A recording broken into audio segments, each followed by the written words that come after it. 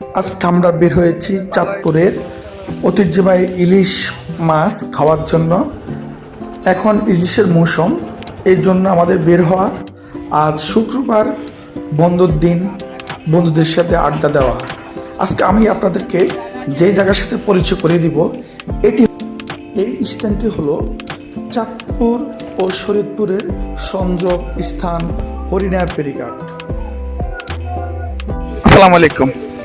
আজকে আমরা ঘুরতে আসছি হরিণা ফেরিঘাট। এটি হলো চাঁদপুরের সদর উপজেলার একটি ইউনিয়ন। আমাদের আজকের এই সাথে যারা রয়েছে ওনারা ইলিশ মাছ খাবে, এজন্য এখানে যে তাজা ইলিশ খাওয়ার জন্য এখানে আসছি আমরা। ওনাদের কাছ থেকে 3টে ইলিশ নেওয়া হয়েছে আমাদের, আপনার 150 টাকা। ওনারা বিক্রি করে 200 টাকা করে। এখন আরেকটা দোকান দেখার কারণে হয়তো চ্যালেঞ্জের কারণে ছাড় দিয়েছে। 3টে ইলিশ নিয়েছি আমরা 450 টাকা দিয়ে, সাথে কাঁচামরিচ, লাল মরিচ। হোটেলটি এটা হলো হরিণাঘাট। আসতে পারেন বিসমিল্লাহ হোটেল অ্যান্ড রেস্টুরেন্ট।